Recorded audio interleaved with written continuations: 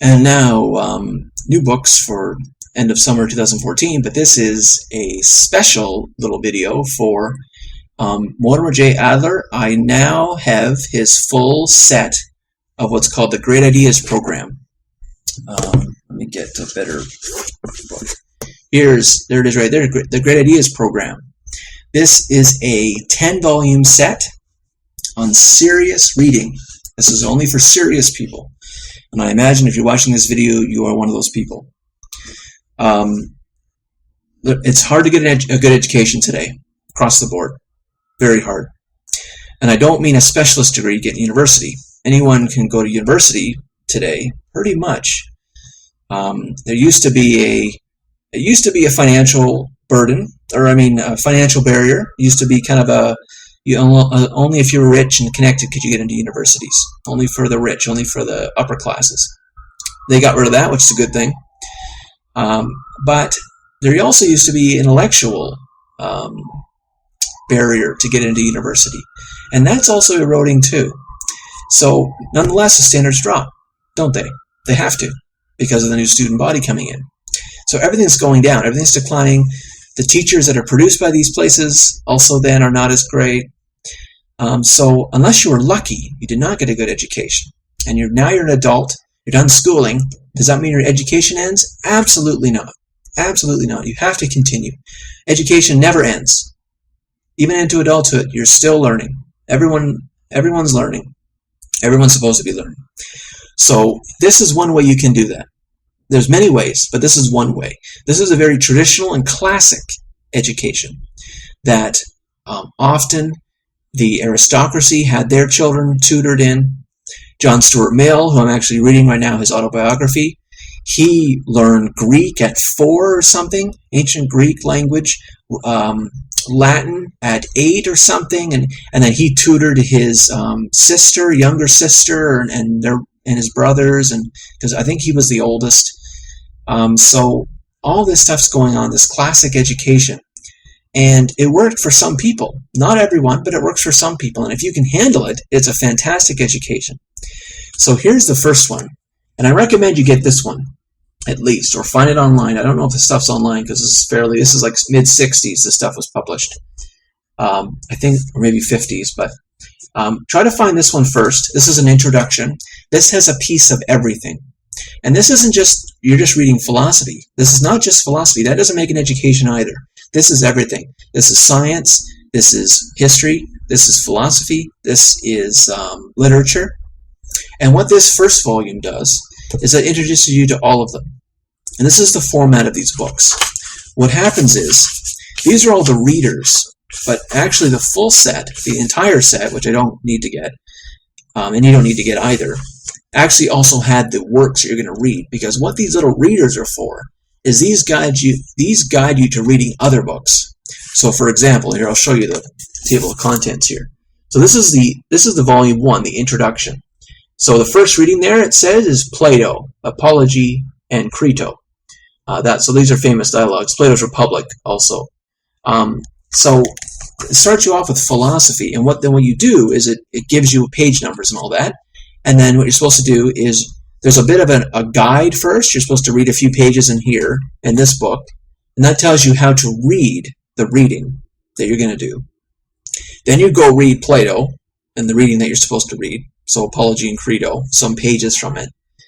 And then you go back to this book, and you read in here, and it tells you about the reading, and it gets you to focus on certain parts, and notice this contrast, and all that kind of stuff. It guides you through.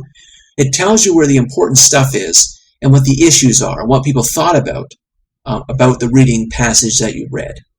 So this is a great guide to reading, because often people can get lost, especially in philosophy, and even literature. Sometimes literature you read very surface level, and you don't really know what's going on, and it doesn't make sense, or it's boring.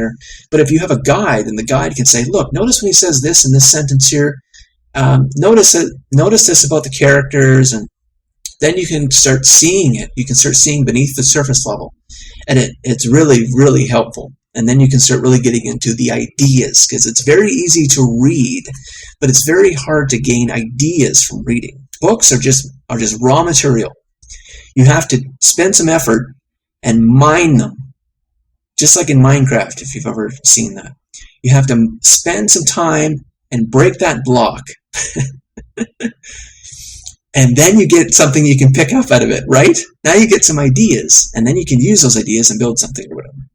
So books are just raw material.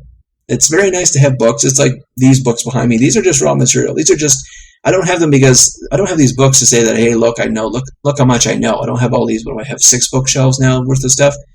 I don't have these to say, look how much I know. I haven't read all of them. This is just excess. I don't have to go to the library now. I have them. I have the good stuff here. That's all. So you have to be able to mine them. And mining is much easier when you have a guide.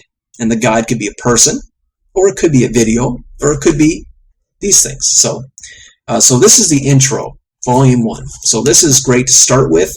Hopefully you can find it online because it's going to be hard to find these unused.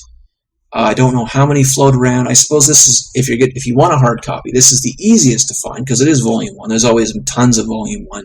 There's always half of those of volume 2. And there's even less of volume 3 and 4 and all that, right? That law of attrition works with everything. Even videos, like you looked at my multi-part video series. Part 1 always has tons of views. Part 2 is always almost 50%. And then part 3 is about a third, and then it's very stable because now you've got the committed people.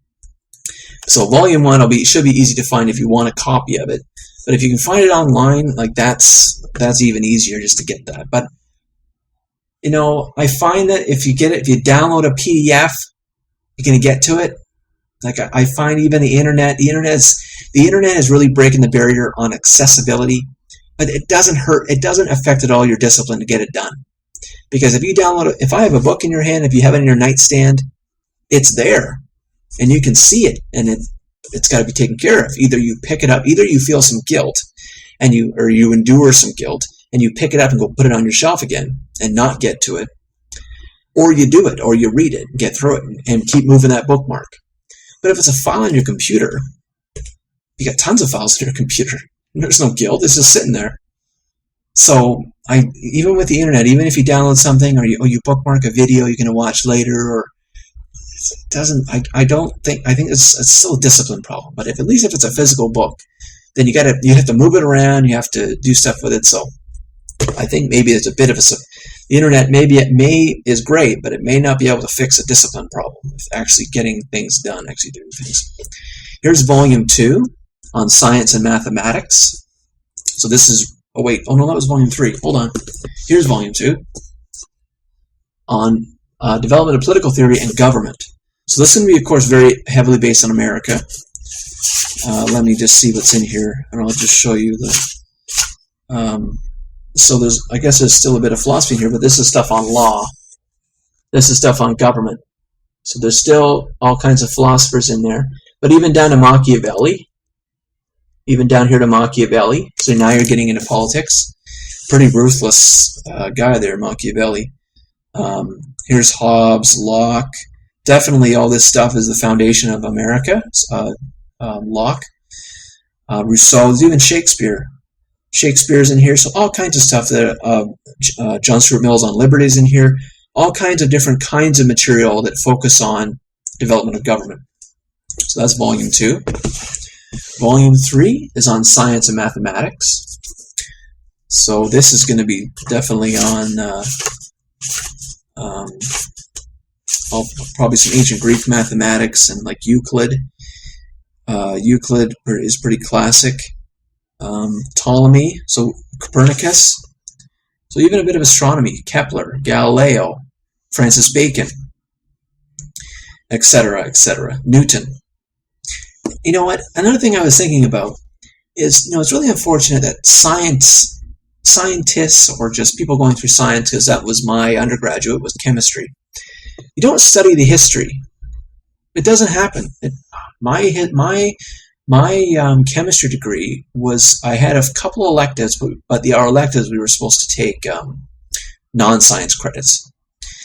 There was no history of science, not one. No, I don't think it was even offered. And that's really unfortunate that scientists do not study some of, like even Francis Bacon, like beginning of the Enlightenment, I think, or was it the Renaissance? The Renaissance, I believe it was the Renaissance. Even Francis Bacon is very early methods of science and the birth of science. And even Aristotle. Aristotle is definitely a history of science person. Not studied. Why not? Is science so pressing on the future and not the past? Can it learn anything from the past? So I think that's a problem with scientists. They're not liberally educated. I think they could gain a lot by studying some history of their discipline. Here's volume 4, Religion and Theology. So Adler was definitely religious. I believe he was a Catholic. And he really liked Aquinas. So because he was an Aristotelian, Aquinas was also an Aristotelian. But he was still also religious. And this is going to be a little odd, but Adler did write a book on angels, and he had a proof of angels, and it actually isn't a very sophisticated proof. It's only like 4 or 5 sentences, but I can't remember what the proof was. But you can't. I guess people can be flawed.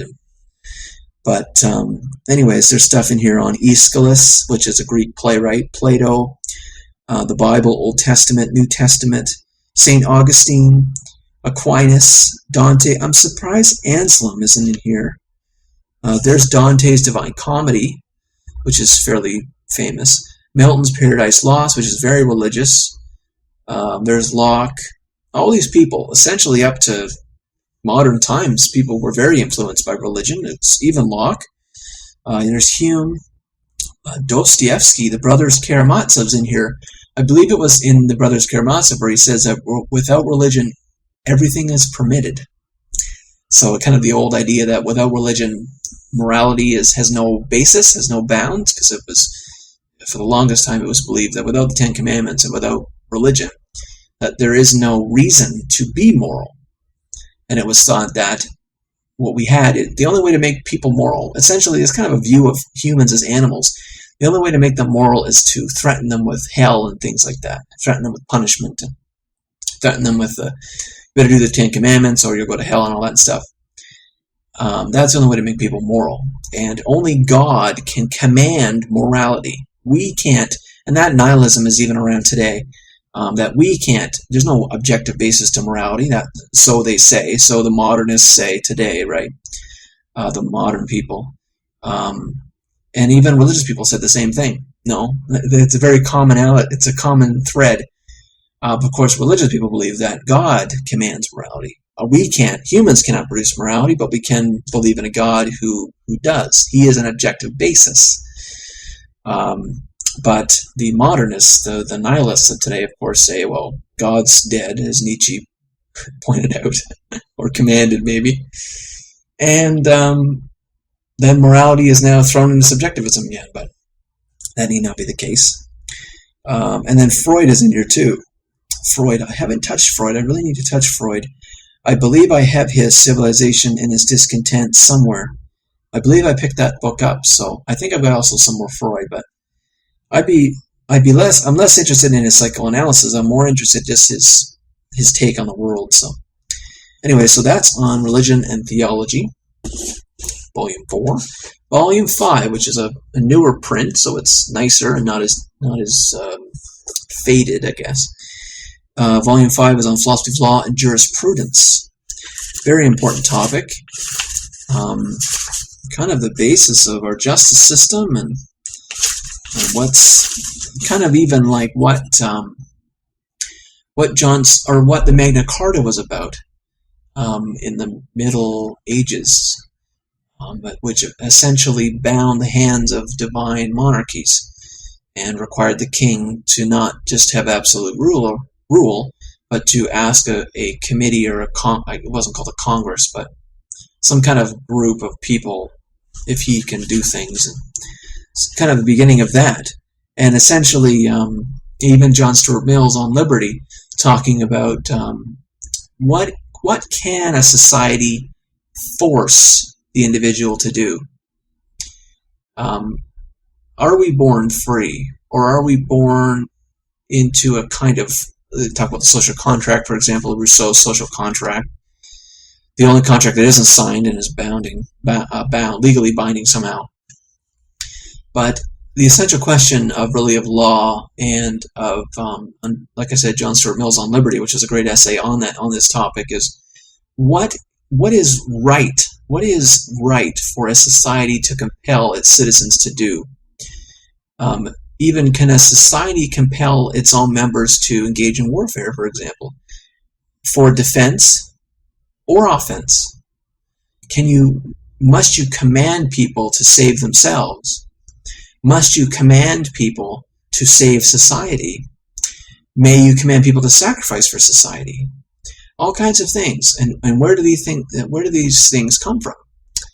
Who decides all of a sudden that I'm a more righteous human and I can make laws and command everyone else to do? For the longest time, especially in the medieval era, there was what's called, I think it was called venerability. Venerability essentially meant that because you were in higher office, you could not be accused of crime. I think it was called venerability. So if you were a court, if you were a justice, if you were a king, or a king's generals and things like that, really high up people, you could not be accused of a crime. And that's really fantastic, of course, because in modern democracy we believe that everyone should be, everyone's under the same laws. Anyways, getting back to volume 5, so this in here has some Aeschylus, some Plato, some stuff from the Bible, some Aristotle, some Plutarch, Aquinas, Hobbes, Shakespeare, Montesquieu, Rousseau, Kant, U.S. Constitution, Hegel, and Dostoevsky again. That's on law and jurisprudence. Volume 6, now into some literature. Imaginative Literature 1. So I've actually gone through, I think, half of this one, or maybe it was volume 7. So this gets into Homer. This starts at the beginning of literature. So Homer, so we have the great epics, as they're called. Homer, Euripides, Aristophanes. Aristophanes is hilarious, by the way. If you like Monty Python, you should check out Aristophanes. He's a Greek playwright. Virgil, Dante, Chaucer. Chaucer is unreadable. I don't know why people think it's good. Rabelais, and Shakespeare. Othello is great, and Macbeth is good too. Othello is really nice. I think I've got a video on Othello. I think I've got a video. I'm not sure if I do. Okay, and then here's volume 7. This is more, continuing past Shakespeare. Imaginative Literature 2. So this has in it Cervantes. So that's the history of Don Quixote, which you may have heard of. Milton, Goethe. There's Moby Dick by Melville. Tolstoy, War and Peace. That's a huge book. Dostoevsky's The Brothers Karamazov again. I think a lot of people think that The Brothers Karamazov is Dostoevsky's best work. He was a Russian, by the way. But I really like Crime and Punishment. So Crime and Punishment has the most horrific scene in all of literature. When you're in the room with him. And that's all I'll say about that. Here's volume 8. Ethics, the study of moral values. So this is, I think this is something where science will not breach, although Sam Harris would definitely disagree with that in his book called Moral Landscape, where he actually tries to say, look, science is taking over, and ethics is going to be out, now we're just going to use science. He essentially rests on the claim that if we have a proof of something as the best means to do it, then it should just automatically be done. Kind of like the efficiency argument, to get rid of normative claims, because there's always traditionally there's a normative claim made. You've got some fact statement, like the best way across the road is a straight line. Let's say the best way across this road is to go down to the light. Let's say that's a fact. But the best way, what do we mean by best way? The best way, maybe the safest way, maybe the quickest way. But the normative claim is that you should get across the road in the best way. And of course it could be, which one do you want? Do you want the safest way across the road? Do you want the quickest way across the road? Where the hell is science going to be in this? It's not going to be able to tell you which to do. So anyways, so this is on ethics. We've got Plato, Aristotle, Epictetus, Aquinas, Hobbes, Montaigne, Spinoza, Locke, Kant, Hegel, Mill, Darwin. Darwin's Descent of Man. You may not know that everyone thinks that especially religious people, ridicule Darwin, of course, for his evolution, right? And his belief that man evolved from apes and monkeys and all that kind of stuff. But really, his most famous book, The Origins of Species, doesn't mention man. Origins of Species is about the evolution of birds and things like that, stuff he witnessed on the island that he visited. The Descent of Man, which is a less well-known book, which I don't think people read, that is where he says, hey, look, all this stuff about animals seems to be working for humans too. It seems like we've evolved also. So anyways, that's on ethics. And I wonder why Darwin's in here about ethics. Maybe it's going to get into materialism or something. But anyways, there's Ethics on its own, Volume 8. Volume 9, this is a big one. This is this might be the biggest one. Philosophy might be about the same, but here's Volume 9, Biology, Psychology, and Medicine. You may think this is going to be the most outdated, but in many ways, old ideas are not outdated. Even the kind of the style and the even famous surgeons often have some historical surgery books because they often contain some great grains of truth. So of course, what is this going to start with? This is a book on medicine. What ancient is this going to start with? Of course, Hippocrates and the Hippocratic Oath, to do no harm. And then it also gets into some typical stuff, Plato, Aristotle, Galen. I'm thinking of someone else who was burned at the stake for his beliefs. Bruno was burned at the stake. Galen he did something, but now I can't remember now. I can't remember now, but Galen was certainly important, and he discovered something about the body, but I can't think of it now. Aquinas, Locke, Harvey was definitely blood. I believe Harvey discovered that the blood circulates in the body. So he really ruined the idea. For the longest time, people thought that the concept of health was based on four things. It was based on your capacity, your balance of these four things. And it was like blood, bile, yellow, yellow and black bile, that's two. And then there was something else now. I can't think of it.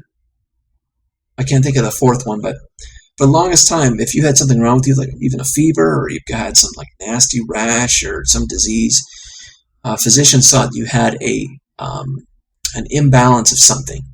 And so I believe that if you were too hot, they thought it was a blood problem and they would bleed you a bit, or they'd use leeches. And if you were too cold, it was something else, and so they would do that to you to try to get your body to rebalance itself. So I think some of the discoveries, like Harvey's discovery about the blood, I think that started to kind of wreck that apothecary kind of look on medicine. So here's Darwin, William James on psychology, Freud, of course, for psychology, and more Freud. Because, of course, when these were written in the 60s, Freud, this was 63, Freud was the top psychologist. Psychoanalysis had its heyday in that period in the 50s and 40s. And all that stuff is crazy. So, of course, Adler would probably presume that that's the... I wonder I'm sure Adler would have disputed behaviorism, though. Skinner and all that.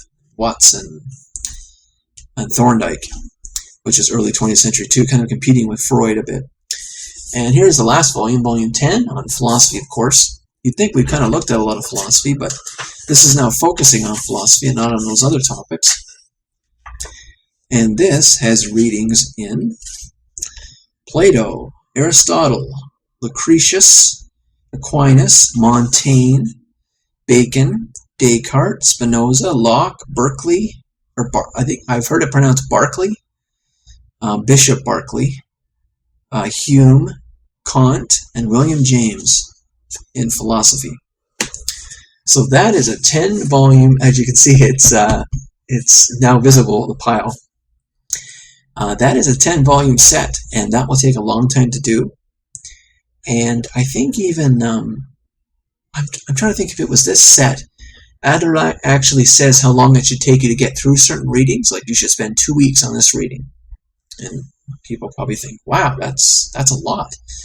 But he's not kidding. Some stuff takes time to read, and even some stuff takes time to kind of settle in the mind. You almost need to read it and go to sleep, and then next morning approach it again, or even leave it a few days and approach it again.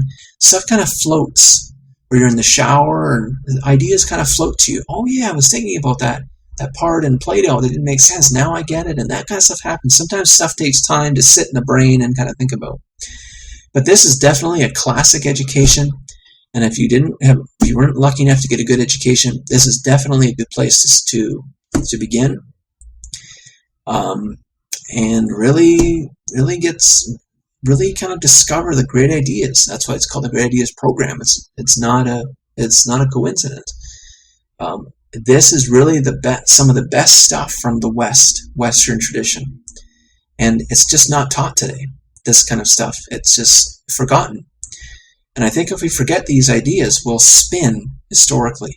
We won't be making progress in philosophy, in literature, in ideas, really. There should be a discipline called ideas.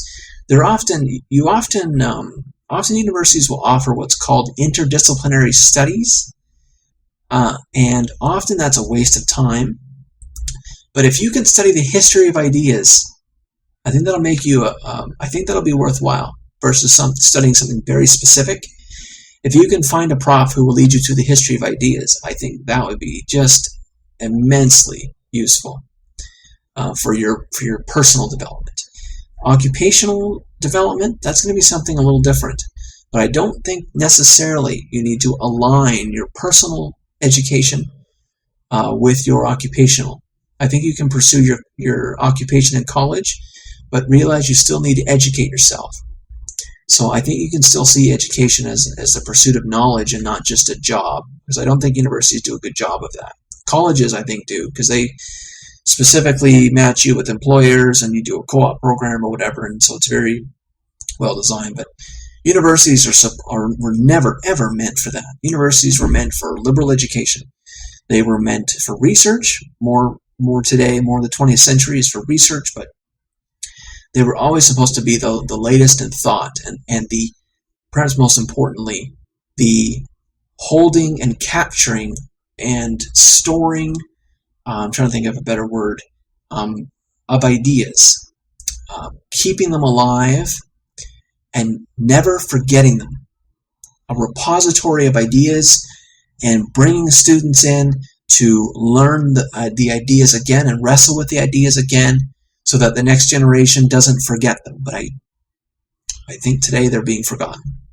So luckily, paper takes a long time to go away, and so if the professors won't teach it, you can still find it in texts like this, and hopefully online, and in videos like this. I'm trying to keep it. I'm trying to be a repository too, and I'm trying to keep it alive as well. So this is a great set if you're interested in being liberally educated. So now I will get on to new books for literature. And just something else I just thought of. If you're one of those people who lack a bit of discipline, especially when you see those 10 volumes, and if you're a completist or a perfectionist and you won't do anything unless you can do all of it, forget that stuff. Somehow, remove it from your mind and do as much as you can. And start on the first volume. And if you need some discipline to get through it, join a group that you attend meetings, which is probably not likely, or it's an online group, which is more likely. Like, for example, Goodreads. Join a Goodreads group. There are some good Goodreads groups that do classical literature. And see if you can find people who will read them with you, those volumes. Start with volume 1 and going on from there. And I think that may help with some discipline, because now you're in a group, and now there's not really an obligation, but you may feel more motivated now to do the readings. If you're in some kind of group and you do the reading and then you talk on the forums, or you meet on I notice more and more people doing Google Hangout stuff, and you can meet on there and talk about it and get some feedback from other people and kind of bounce ideas back and forth and really get a lot out of it. And then you that was a great experience, and you do the next reading and you do it again, and that can be for some people the only way to do this. So if you're one of those people who need a bit of discipline, find someone else to read the books with, or join a Goodreads group and do it that way.